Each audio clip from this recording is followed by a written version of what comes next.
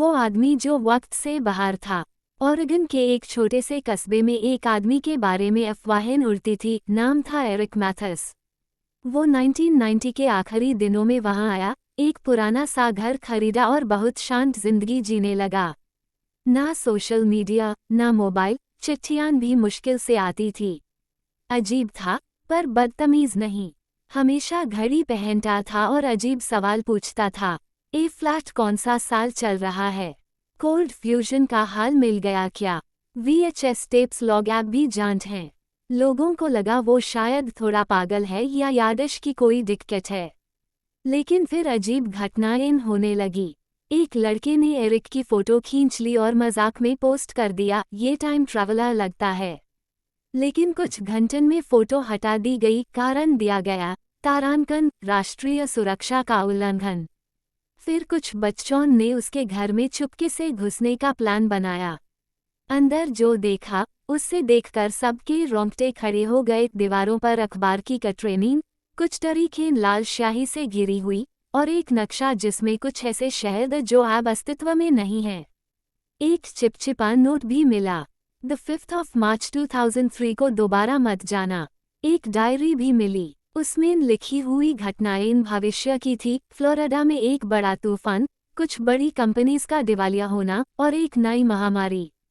लेकिन सब कुछ तारांकन भूतकाल के रूप में लिखा गया था, जैसे वो आदमी पहले हाई सब देख चुका था।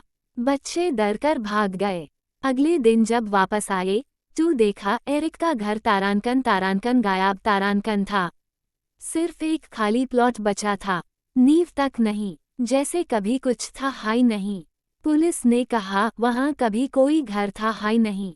और जो पड़ोसी पहले एरिक को जानता, अब कहने लगे कौन एरिक? लेकिन उन बच्चों के पास अब भी वो डायरी है। ज्यादातर पन्ने धुंधल हो चुके हैं, सिर्फ आखिरी पन्ने पर एक लाइन अब भी साफ दिखती है। इस रात उन बच्चों में से एक, ऋषि, ने डायरी को अपने बैग में छुपा लिया। वो सो नहीं पाया। हर बार जब वो डायरी खोलता, कुछ नए शब्दों का धुंधला सा नक्शे बनने लगता, जैसे लिखाई अपने आप उभार रही हो। और एक रात, जब वो डायरी को टॉर्च की रोशनी में देख रहा था, उसमें एक नया पन्ना खुल गया जो पहले था हाई नहीं। उसमें लिखा था, टाइम नोड संबलपुर अप्रैल 7, 2025। एक खिड़की खुलेगी, तुम डिसाइड करोगे देखना है या लौटना। ऋषि हैरान रह गया। संबलपुर, वो तो उसका हाई शहर था। और अप्रैल 7, सिर्फ कुछ दिन बाद, उसने अपने दोस्तों नीना, जेड और कार्तिक को बुलाया। सबने मिलकर डिसाइड किया कि वो उस जगह जाएंगे जो डायरी में नक्शे के रूप में दिख रही थी। एक पुराना, छोड़ा हुआ रेलवे गोडाउन। अप्रैल 7 को, रात के 12 बजे, जब वो गोडाउन के अंदर गए, उन्होंने देखा एक छोटी सी घंटी वाली घड़ी, ठीक एक स्पॉटलाइट के नीचे चल रही थी, लेकिन हवा में लटकती हुई, बिना किसी सहारे के। और इस घड़ी के पीछे, एक दरवाजा था जो किसी दीवार में नहीं, बल्कि हवा में बना था। ट्रांसपेरेंट, पर धड़क रहा था, जैसे सांस ले रहा हो।